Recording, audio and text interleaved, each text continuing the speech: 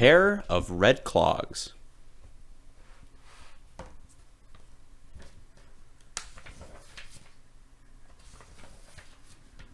A pair of old cracked wooden clogs?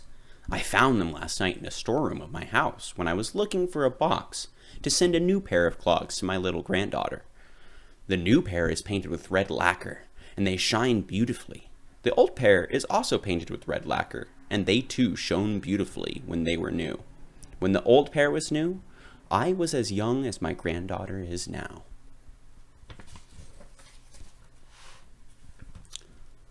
One evening, when I was as young as my granddaughter is now, I went shopping with my mother. In the small town in the country where we lived, there were many stores along the main street. At the end of the street, there was a small tobacco shop with a red painted postbox in front. I loved to go into this shop because wooden clogs were sold there too. I was going to choose a pair of them to wear to school starting the next day. Just one pair.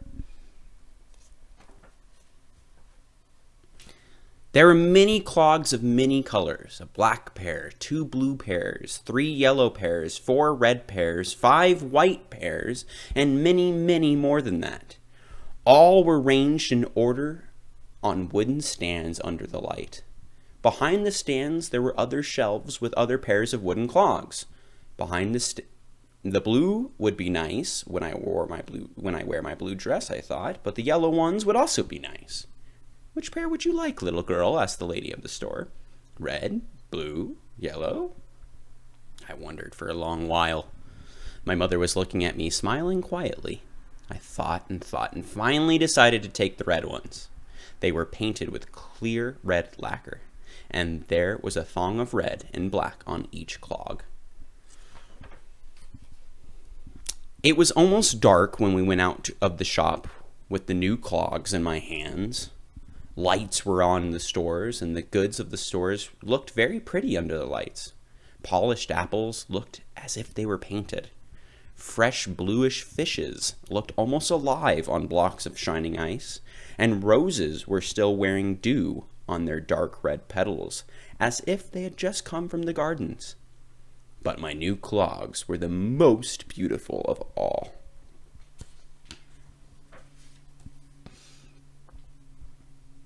They were so gay and so light that I felt as if I was wearing nothing. When I walked, they talked, kara, koro, kara, koro.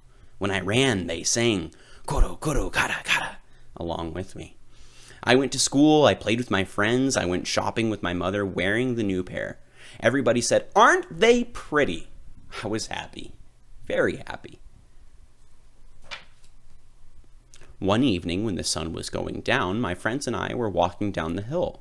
The sun was just setting and everything looked orange in its rays. The sky, the grasses, my friends and I. Ashita tenkini nare, one of the girls sang, and I kicked her wooden clogs into the air. Ashita tenkini nare, may it be fine tomorrow, it means. I did it too. This game is called the weather telling game, and if your clogs fall to the ground like this, it will be a fine day tomorrow. And if like this, there will be snow. And if like this, it will rain. And that is how I made a crack in my new clogs. They did not talk kara koro when I walked. They did not sing koro koro kara kara when I ran. They just sounded kara kara koro koro. And I was sad. Shall I ask my mother to buy a new pair, I thought? No, I knew she would not buy another pair so soon. I remembered what she had told me when we bought them. Take good care of them, she had said. Maybe I will buy you another pair after a while, for the next festival day. Oh, it was more than 2 months till then. She will not buy new ones yet, I said to myself. So I kept on wearing them. They were not new anymore, now that there was a crack in them. Day by day, little by little, they got dirtier. Do I have to wear them for another 2 months? I thought miserably. I thought and I had a bright idea. Suppose Suppose this pair got very, very dirty. Then Mother could not help buying a new pair because she wouldn't like me to look dirty among the others. Let's make this pair very dirty, I decided. The very next day on my way home from school, I walked into a puddle to get the wooden clogs wet. Then I went to a dusty field and shuffled my feet in the dirt.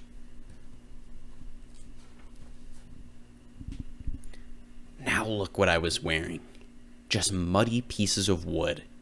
Now Mother must buy me a new pair, I said, and they will sing kara koro when I walk, koro kara when I run. People will say, aren't they pretty again? I was very pleased with my plan and started toward home. But while I was walking along, scuffing the dirty clogs, I began to get uneasy. I began to be afraid that my mother would know that I had made the clogs dirty on purpose. Beta, beta, beta, beta. The muddy pair seemed to murmur, as if they were saying, you are a liar. You are telling a lie. So, I was walking slowly when I entered the kitchen where Mother was cooking. What's wrong with you, Mako? She said, looking at my dirty feet. With whom were you playing? The boys? Is that brown stuff just mud or is it paint? Just mud, I answered in a low voice. Go and wash your clogs quickly before the thongs turn brown. Then squeeze the thongs softly and wipe the water away with an old washcloth and put them near the bath fire. Not too near, otherwise the lacquer will come off, Mother said in her usual soft voice. I didn't move. What's the matter, Mako? Do it quickly or they won't dry before morning. I could not say that the clogs were so dirty that I needed a new pair. Mother was not suspecting me at all, and I remembered that you should try to clean a thing first before you should try to buy a new one. It was the way we always did. So I washed the clogs. The mud came out quite easily because it had not yet had time to dry hard. Splash, splash, splash. The water was cold and I was cold too. I was sure that Mother would not buy me a new pair of clogs because the mud came out almost perfectly. I squeezed the clog thongs and wiped the water away. Then I put the clogs near the bath fire, but not too near. Now that they were clean again, they looked quite pretty, though there was still the crack, and I saw that the black color of the thongs had come out and dyed the red part, all because they got wet. Come and eat, Mako, it's getting late, called Mother. So I went and ate, leaving my wooden clogs steaming a bit near the bath fire in the kitchen. They will be dry soon, said Mother. Did you wash them by yourself, Mako? Asked Father. Good, very good. What did you play, Mako? Asked my brother curiously. I just played, I answered in a little voice. Now it was out of the question to ask for a new pair. I felt very sad. I was ashamed of what I had done. Maybe I will buy you a new pair before long, said Mother. The crack makes too much noise when you run, but don't play the weather-telling game on the stone road, and be sure not to get wooden clogs wet too often. All right, Mako? All right, I said, nodding. Mother was smiling at me as usual, so I tried to smile as usual too, but I couldn't. I wanted to say something to her, but I couldn't. I just knew that I would never try to trick my mother again. A long time has passed since then. This pair of cracked clogs is almost as old as I am. I am packing the new pair for my granddaughter. Will she play the weather-telling game with this pair of clogs? Will she kick them into the air and let them fall on the stone road? Will she get them wet? Yes, I think so. Don't you? All right. Hope you enjoyed the story.